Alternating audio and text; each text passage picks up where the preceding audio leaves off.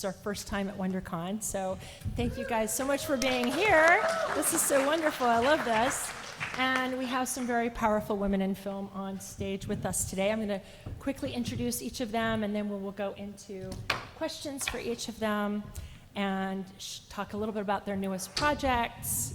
So first we have Anna Hellberg, and her new feature, which she co-directed, co-wrote, and executive produced, is Sony's horror film Tarot, releasing May 3rd.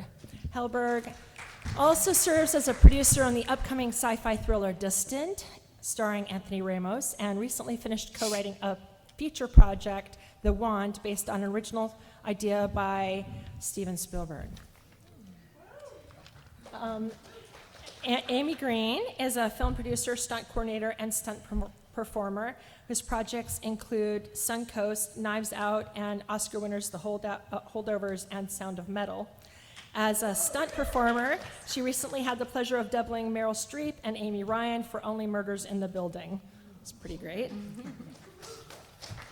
And Anna Biller is a filmmaker and writer known for her feminist point of view and for her meticulously crafted visual design. Her 2016 film, The Love Witch, rated 100% on Rotten Tomatoes and has already become a cult classic. Her new novel, Bluebeard's Castle, is getting rave reviews, and you can buy a copy and get it signed after the panel down in the exhibitors hall. And she is working on something new called Faces of Horror, which will be filmed in England. Erica Tremblay is a filmmaker with the Seneca Cayuga Nation. Her debut feature film, award-winning Fancy Dance, which she directed, produced, and co-wrote, premiered at the Sundance Film Festival. It also stars Oscar nominee Lily Gladstone. She has written for the AMC series Dark Winds and FX's Reservation Dogs, where she also directed 2 episodes. And Andrea Wilson-Mirza is the director of Reframe, an initiative founded by the partnership between Women in Film LA and Sundance Institute, working to create systemic change in Hollywood through programs, mentorship, and the Reframe stamp, which you should check out online because it tells you what movies you should support to support women in film. But she's also a co-producer on the new release, The Queen of My Dreams, from her partner in Baby Doll Productions, with director and writer Fawzia Mirza, who's in the audience. There she is. Okay.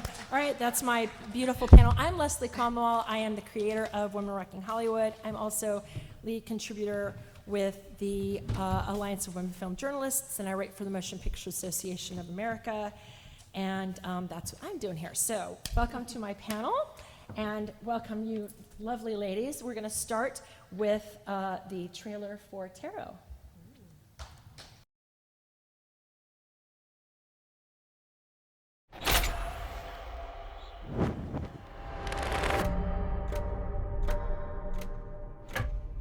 Cards in a circle. One more at the heart. With this final card, your reading will start. That's terrifying. Yeah, this old deck's kind of strange. Where did you find them? It's an unspoken rule not to use somebody else's cards. Who cares? Who's going first? Follow one rule to stay out of danger.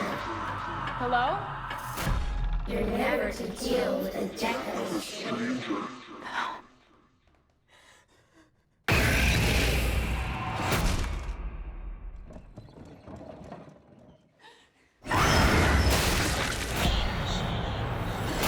The Hermit. Magician. And priestess of death. Whose face will you see? When you take your last breath.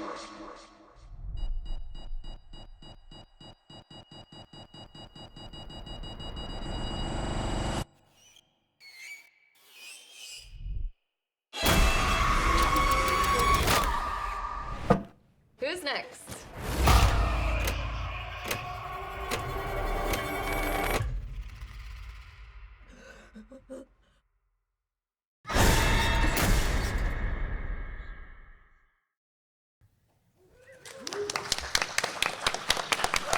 And before we even get started, this is just a friendly reminder to not use other people's tarot deck. I mean, that's like an unwritten law and a written law. Okay, so Anna, so how did tarot come together, and what were the most exciting aspects of directing the film? What can't you wait for people to see? Wow. So I work with a writing, directing, and producing partner named Spencer Cohen, who I've worked with since film school. And we had made a short film for Sony and Screen Gems called Blink and had an amazing working relationship with the studio. And so after that experience, they came to us wanting to do a horror movie about astrology. But for Spencer and I, astrology isn't inherently scary. So we went away and we kind of brainstormed. And what was scary for us was tarot readings and tarot cards. And we wrote this movie at the height of COVID, and it was a time when there was so much uncertainty. We saw people around us turning to the stars for answer or trying to get any kind of clarity on what the future held. And we thought, well, it'd be kind of interesting if you have this group of kids who do these tarot readings for each other, and the final out card comes to life and starts killing people in these mysterious ways. And so that's what became the movie Tarot. And what I'm most excited about is having directed this movie. I feel like it's really hard to get movies made in general, and it's super hard to get original theatrical movies made. So I feel really grateful and lucky to have had this experience. And horror is definitely one of those genres that plays best in theaters. I think it's so fun to go on this emotional roller coaster surrounded by a group of strangers. And so I'm really excited for people to experience this movie that has huge scope, really big spectacle. We have huge set pieces, and in most horror movies, you only have one bad guy, creature, demon. Ours, we have 8 original movie monsters. So it's kind of fun to figure out who's gonna come after who next. That's wonderful. And how did your experience, first as an actor, then a line producer, help you in your work as a producer and director? I know being Japanese American had a big influence on your desire to cast diverse performers, which is wonderful, and that you've stuck to in your entire career all the way up to this new film. Yes, I feel like that's a lot of questions and different things, but I think the more that you can understand different roles on film in a set, the better. And so coming from having a background in acting and line producing, it's really helped me understand budgets and schedules. And when you're on set and you're in a bind or things go sideways, being able to come up with creative solutions and having an understanding of how movies are made has been really helpful. Starting out as an actor, when I was trying to do it, I'm half Japanese and there wasn't a lot of diversity on screen. I was also told often that I just didn't belong, that I wasn't Asian enough to be able to book roles, or I wasn't white enough to be able to book roles, and it was a really frustrating experience. And so I initially went to film school because I wanted to tell stories about people who looked like me, which meant real people who come from real families and are diverse. And so it's something that's really important to me today, and not just for diversity's sake, but because it's what I look like, my friends look like, and what the real world looks like. Wonderful. And after Tarot, you have a sci-fi film, Distant, starring Anthony Ramos, which you produced and Spencer wrote, and Housewife, which you both co-wrote and executive produced. Can you tell us about those projects, and also about, are there opportunities coming soon where you'll be directing again? Yes, so both of those movies we're waiting on release dates, but they're finished.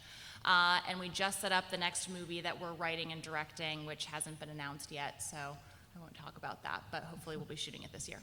And what can you tell us about those 2 films that are coming out? Like, what should we be expecting in them? And they're very much in the sci-fi genre. They're, I guess, a little bit left of center, and like you said, they're things that we wrote, produced, and really put together, so. Wonderful. And for you, success means that you genuinely love and make what you love, and that you want your working day on a day-to-day to be fun. So what do you love most about what you do, and what might you say to someone interested in following your steps for their own career?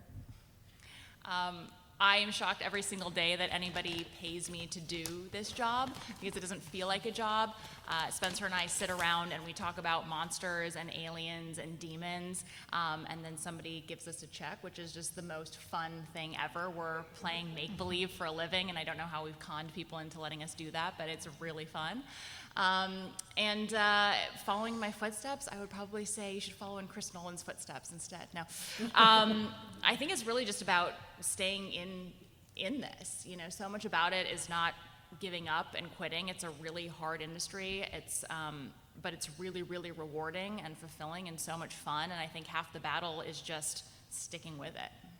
And where do they find you on social media so that they can follow what's happening and hear the announcements and stuff? Yes, I'm on Instagram. My name's Anna Hallberg, and plain and simple. Great, thank you so much. So Amy,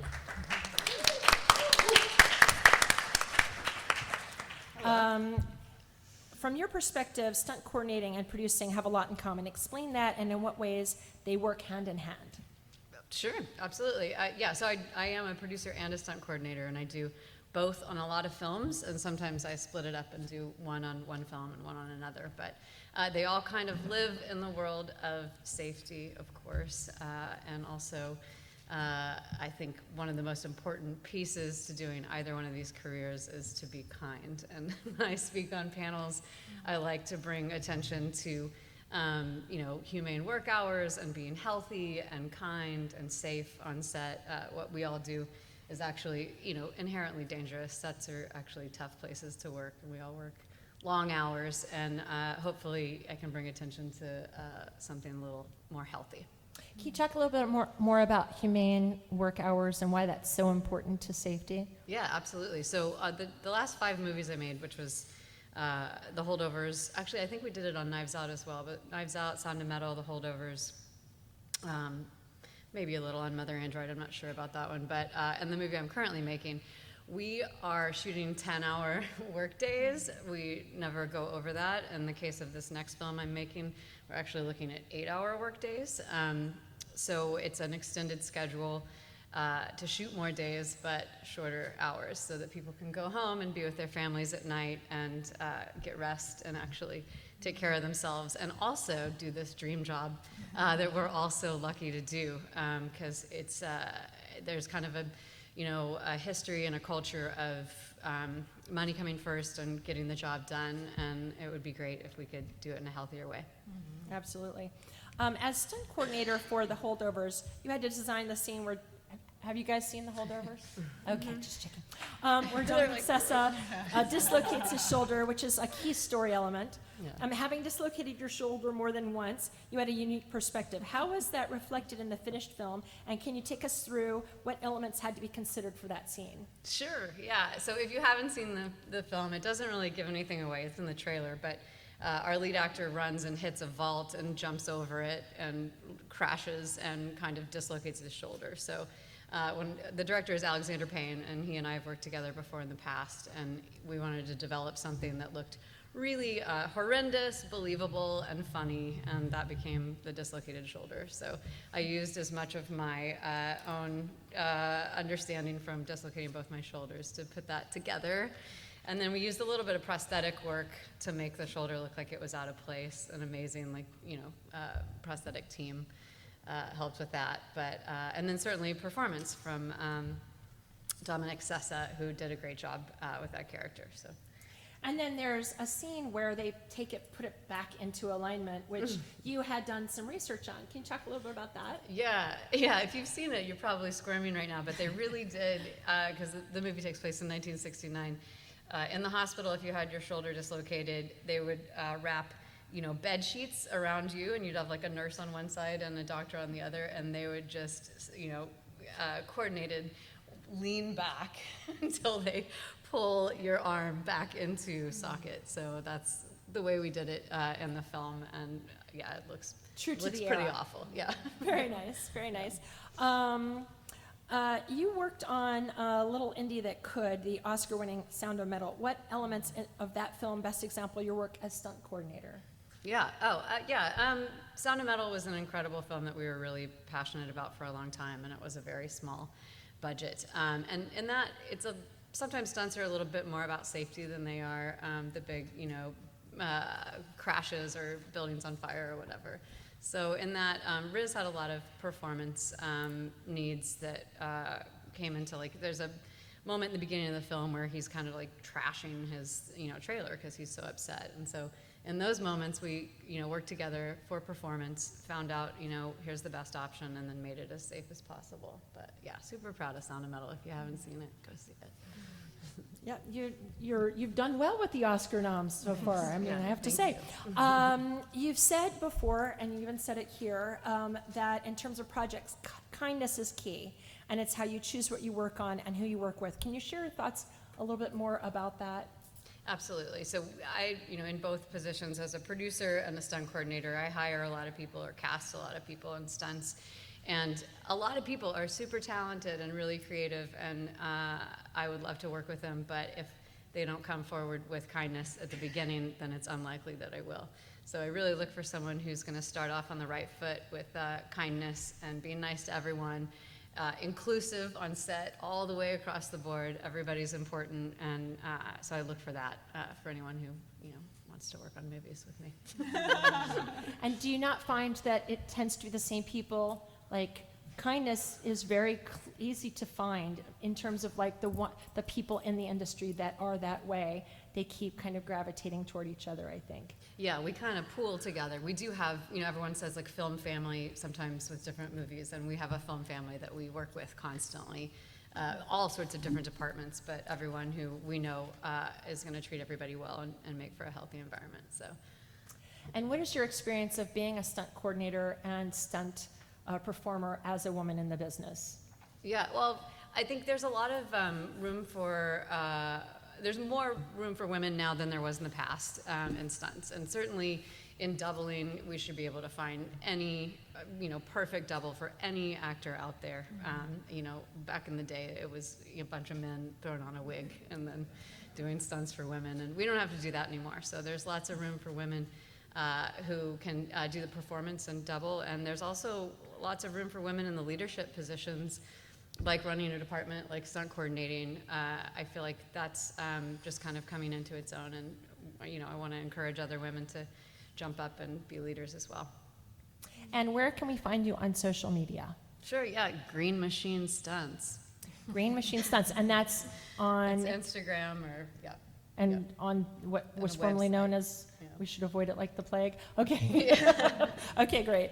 And do you have anything coming up that we need to know about that we should be on the lookout for? Sure, yeah, I'm shooting a movie in Portland right now with Vanessa Kirby. It's called The Night Always Comes, and we're just getting started. We're about 6 weeks out. And yeah, that'll be a fun film, and I guess not out till the end of the year. Probably something next spring, but nonetheless. shooting And that you're now. stunt coordinating, you're producing, you're both, what are you Doing doing? both, yeah, executive producer and stunt coordinator. Wonderful. All right, well, we'll be on the lookout for that. Thank you so much. Thanks.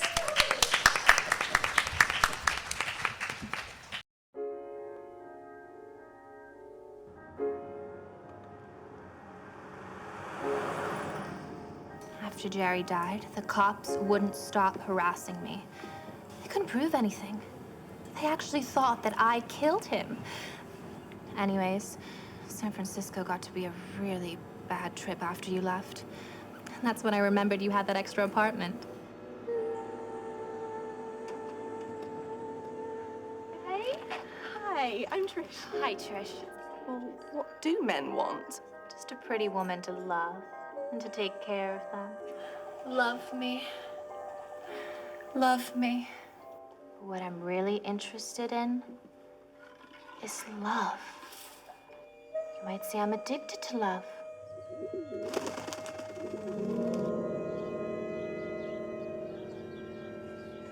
You want to take a girl up there now? You want some? What is it? I met this great-looking guy, and I used love magic on him. Then he got really weird on me. All these emotions started flowing out of him. Then he got really sick. What is it, Wayne? What is it, baby? What a pussy. What a baby. Wayne. Witchcraft is just a way of concentrating energy. It can only work with what's already there. I just use sex magic to create love magic. Ah!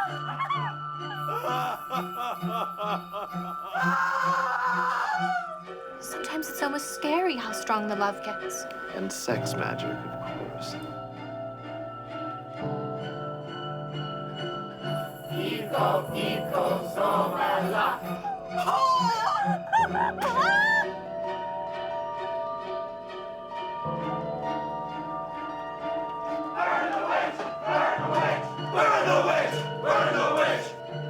I would do anything for love.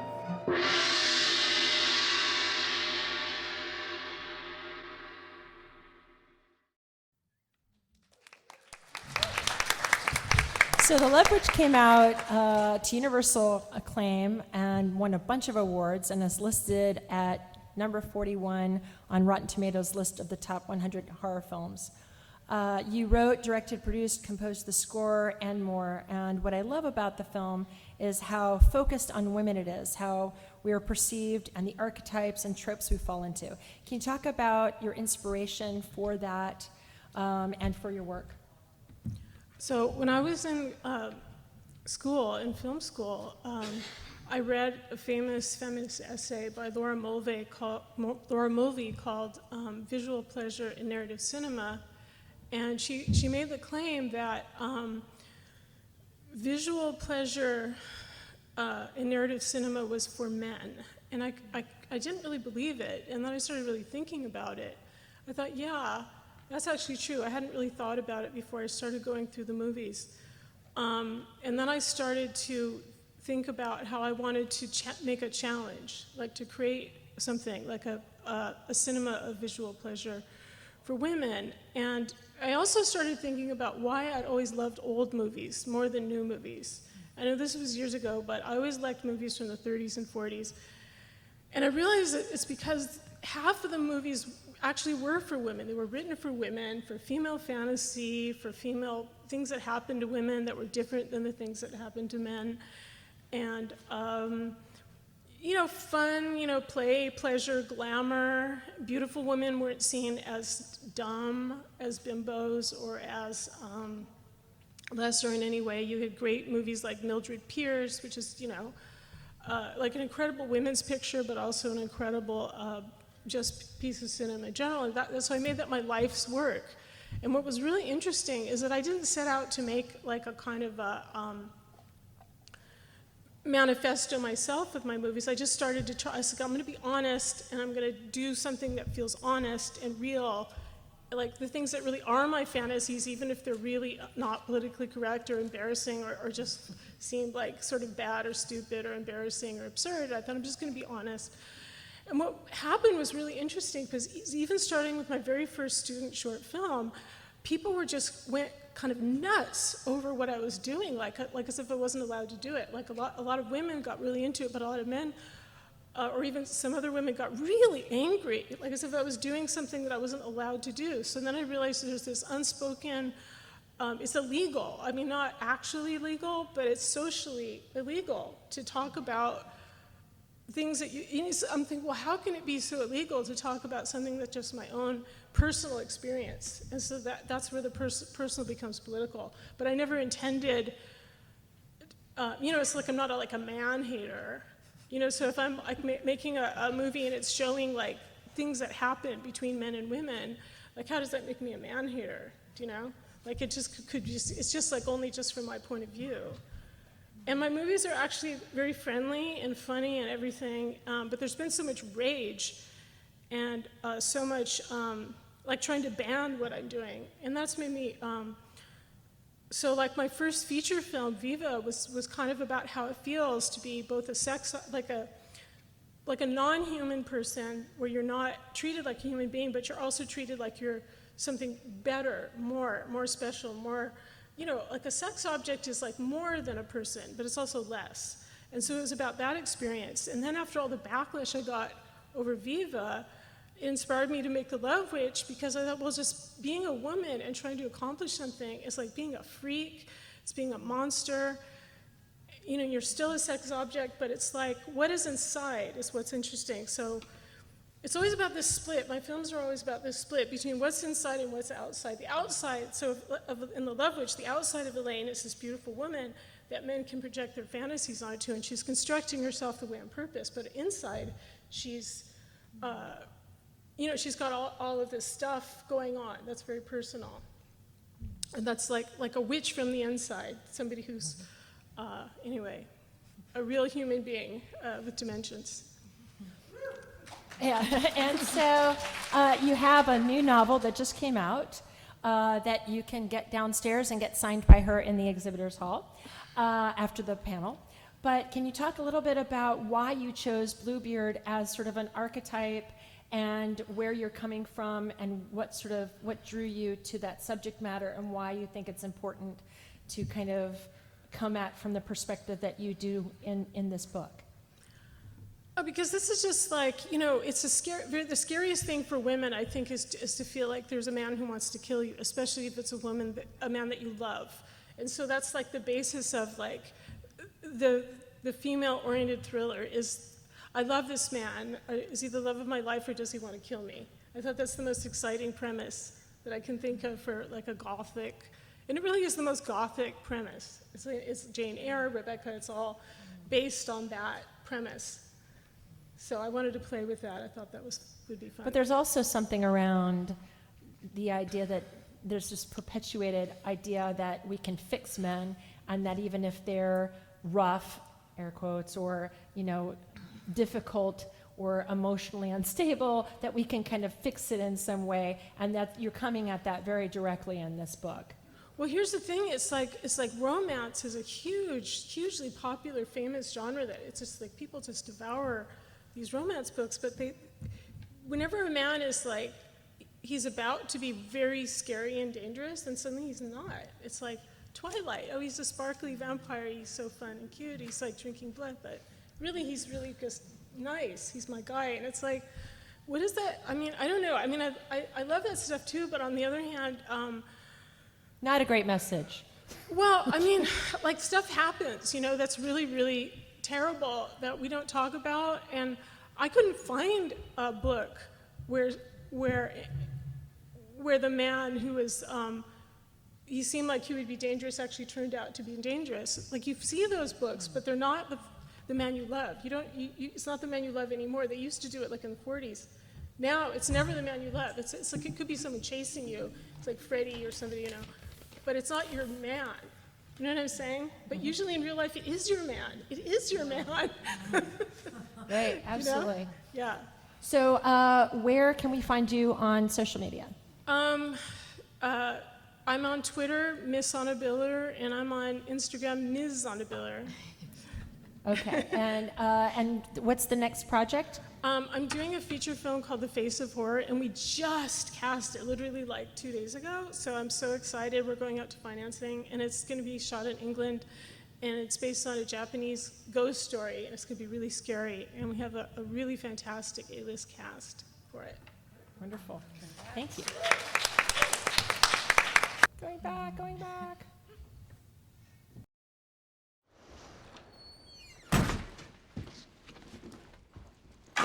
What do you want? Danny saw you up at the camp. So what? Bet you didn't know Towie was slinging dope for Boo. Who told you that? You did know. You found out she was dealing, you didn't tell me? It's an open investigation. I didn't tell you because I knew you'd do some stupid shit like this. Well, what's your move? Seriously, JJ, what's your fucking move? Far as I can tell, I'm the only one out there looking. You always do this. You take something that's happened to everybody and you make it about yourself. If you keep going on like this, it don't end well for you. And it don't end well for Roki.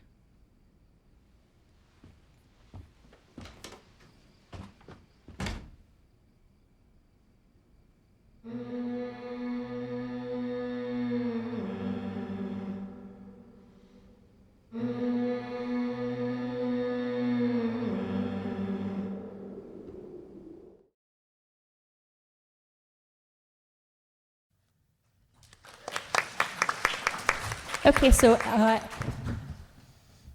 talk a little bit about, Erica, talk a little bit about what the story is. The trailer's not quite ready, so we couldn't do a trailer, but so if you can talk a little bit about what's important in the story that you really felt compelled to talk about and kind of give them a general idea of the storyline, because we're not seeing the secondary lead, who's wonderful, and it's her first film, and those kinds of bits. Do tell. Sure. Well, skena swagwego on the wayesta ni gyaso agat sanoni nancho igase and Yama Leslie for having us here at this Thank panel you. today. It's so wonderful. I'm from the Seneca Cayuga Nation. I'm Deer Clan, and it's a privilege and an honor to get to be here today and also get to talk about this film. But yeah, Fancy Dance, starring Lily Gladstone and Isabel DeRoy Olsen, will be coming out later this year in theaters and on Apple TV.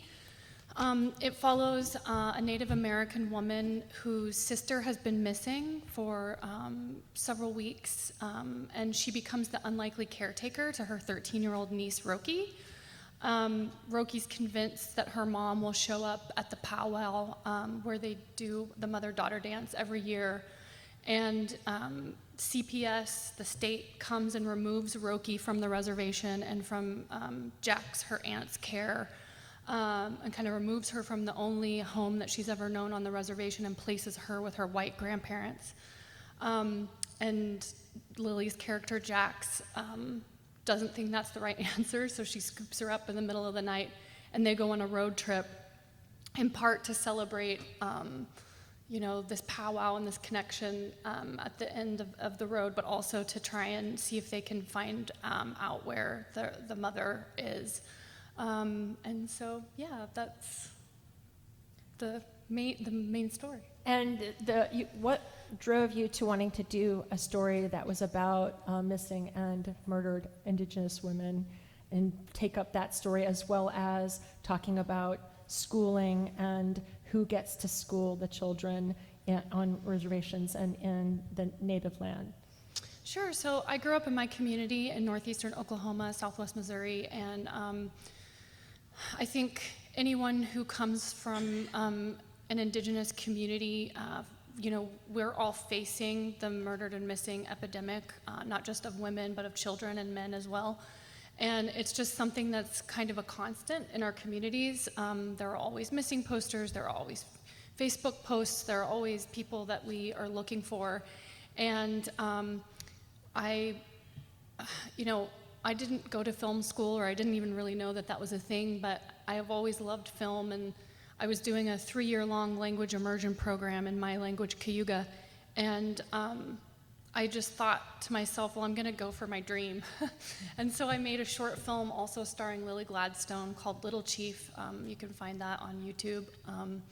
And when that film premiered at Sundance and was successful, I was like, well, people are interested in this world, in my little world in Seneca, and they liked this character played by Lily, so Lily and I were like, well, let's make a feature, not a derivative of this, but in the same world and with the same idea. And so for me, the woman who's missing, Towie, she works at the strip club, and she kind of goes missing as she's working as a sex worker. And for me, as a person who has also been a sex worker, and as a person who recognizes that there are many women that go missing that are just deemed kind of like, oh, well, they're doing these things, and so who cares? And for me, it's like I wanted these characters not to be like quote unquote Indigenous model minorities. And the lesson at the end of it, hopefully people will take away, is that everyone deserves to be found, no matter who they are, no matter what their job is. And so that was something that was really important for us to show, that, she was a sex worker, but she was also a really great mother, and that she was doing what she needed to do for her job so that she could provide for her family and be a great mom. And, my mom and my sister teach in my community. My mom taught for 30 years in our community, and there's also always this fear of forced removal of Native kids, and whether or not CPS is gonna decide to come in and remove them. And our home and our lands and our communities and our cultures and our ceremonies are our identities. And when you remove any of those things, it just takes so much trauma, and then also it takes so much labor to try and reclaim any of that. And so we wanted to talk about really hard issues like MMIW and forced removal, but we also wanted to have it not be like a trauma porn film.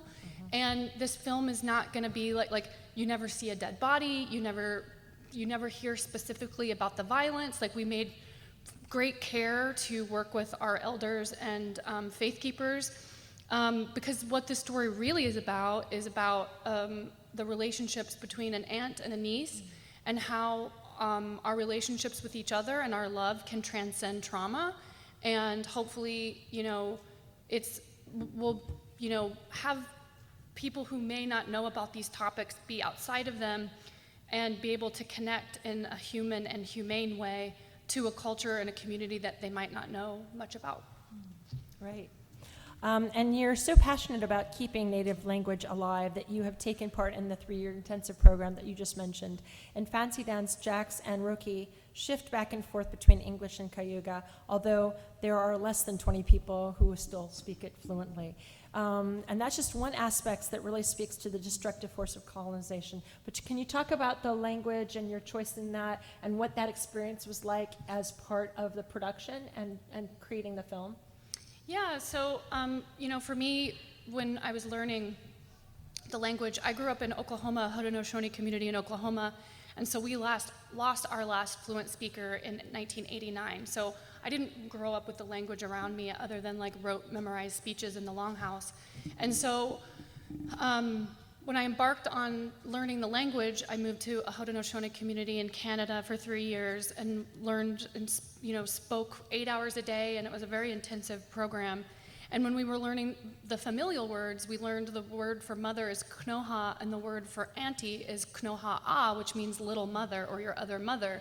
And for me, there were just so many touch points like this, but it was only your mom's sister, not your dad's sister. Your dad's sister didn't even really have a name.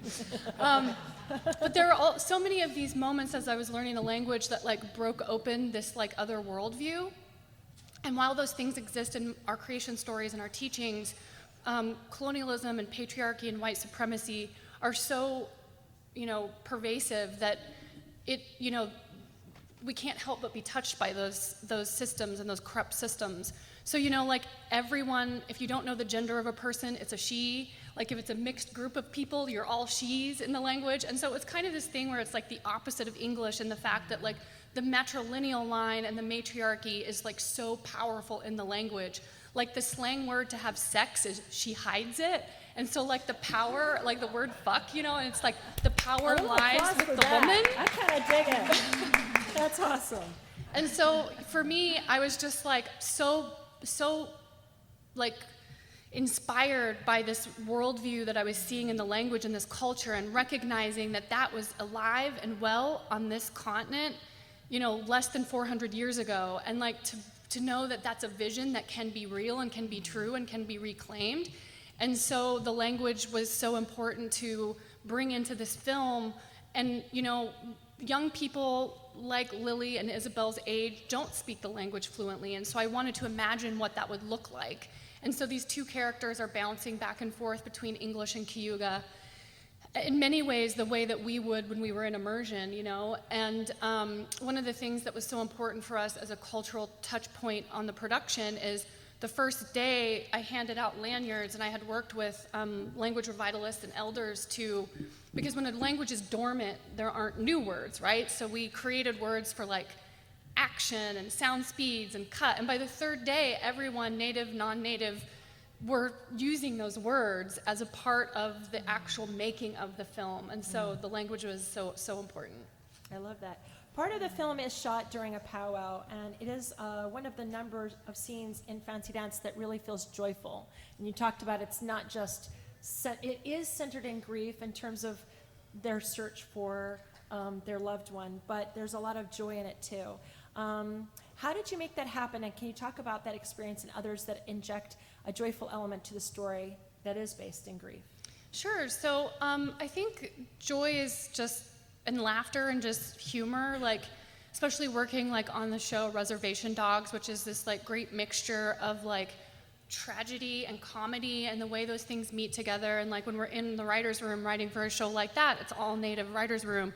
We're like crying one minute and then laughing the next minute, and we're like moving through traumas and griefs together. And so it was always like a rule in that room when like we would have a really serious scene or a serious moment, there needed to be a joke right after. And that was kind of a thing that we were like with each episode and each scene, like figuring out how to not keep people sad for very long, but talk about sad things. And I think in Native communities, oftentimes humor is such a great way to stay connected and to commune with each other, even when maybe not so great things are happening around you. And so joy is, we really wanted the last moment of Fancy Dance to be cathartic in a way that allows you to like cry for the death of people that shouldn't die, and for the loss and for the grief, but also in the triumph and beauty of human connection and how we rely on each other in this very scary and very hard world. I mean, today I was driving here just thinking about what's happening in our world right now, and like, how can I just be driving to a panel to go talk when there's like an ongoing genocide happening in front of us? And so it's tough, but I think the most important thing is that we remain connected, and to see everyone here so joyously dressed up and so beautiful in our sameness and our difference, our queerness and our whatever, it's just like a really beautiful thing to get to like experience. And I think that keeps us true and human. And I think joy is necessary when sometimes things can be, hard to traverse. So. And where can people find you online? Sure. You can find me on Instagram. I'm not good at any of the others, so if you find me there, I'll probably be dormant. And then Erica Tremblay, or Erica J. Tremblay, I think, on Instagram. Wonderful. All right, thank you. And really, you guys have to see Fancy Dance. It's so, so good. And if you like Lily Gladstone, this year in the Flowers movie, you're going to love her in Fancy Dance. She's wonderful. So thank you so much. Andrea, so we're going to talk about Reframe, and we're going to talk about some numbers, but first, congrats on The Queen of My Dreams, which has 100% on Rotten Tomatoes. Yay, Foz! And was named to TIFF's Canada's Top 10 list for 2023. And it's been getting all sorts of nominations and awards. Can you just give the folks here a brief pitch on the movie and why they should see it when it gets released? Absolutely. Thank you for that. And also, Leslie wrote an absolutely incredible review of the film with Alliance of Women Film Journalists. And it meant so much to us. And the diversification of the film criticism space is so important to get more women's voices into that work as well. This film, The Queen of My Dreams, is a mother-daughter story. It's set in 2 countries, Canada and Pakistan, and we shot in both countries. And it's set in 3 time periods, one of which is 1969, Karachi, Pakistan, which has never really been shown in media or in film in the West. And so it was an incredible journey with our teams across 2 countries to tell this story, which is deeply personal to Fazia, but also really what you're saying, Erica, like it imagines kind of another way we can live and be connected to each other through our trauma, into our joy, and sort of a reimagining and a fantasy of those key moments in our lives. It's wonderful. Yeah, wonderful. So coming out of both the strikes and the pandemic has been a particular challenge for women in film, both above and below the line. Can you speak to that and some of the numbers that you found, both positive and negative, that we all should be aware of? Yeah, absolutely. I mean, it's, I don't say like it's been an unprecedented moment or anything like that anymore, because over the past 5 years, we've had basically nothing but those. But we're here. We're all here together. We're like celebrating creativity and art and innovation and independent voices and creatives and the stories that connect us. And so that inspires me through all of those moments. And, you know, I thank you for asking a question about my producing work first and then letting me sort of flow into this advocacy space, because these 2 things are so deeply connected, and that's why I think I resonate so much with what everyone has said on the panel. What we're doing on our sets is, you know, we're creating these little worlds where people are kind, People are compassionate to each other. We reimagine what the workday looks like. We can sort of innovate within these spaces when we're empowered to do so. And then in the advocacy work, we're trying to do that at the macro level. So research is a part of that because people still, or I shouldn't say people, I guess I should say like the powers that be are still sometimes reticent to believe the numbers are what they are. You know, and so the research and the data really helps us to tell that story, and we are storytellers at the end of the day. So being able to have those numbers to back us up is a really important part of that work. And to your point, Leslie, the numbers are still not great. The top 100 films last year, 19 were directed by women, 1 was directed by a non-binary director for the first time. But that's 20% total if we look at people of all minoritized genders. So that's still, you know, not in a place where we live and work and would love to, you know, have the industry reflect that. And there's so much incredible innovation and support of women and gender diverse creators in the independent space in terms of like the support through Sundance or various, you know, organizations that are committed to this work, but then that work has to go somewhere. In order to be seen, to have impact, to get in those top 100 films, we have to sell it. We have to, you know, get it onto those platforms. So the barriers don't just exist at the point of getting the work made. You kind of keep hitting them all through the process.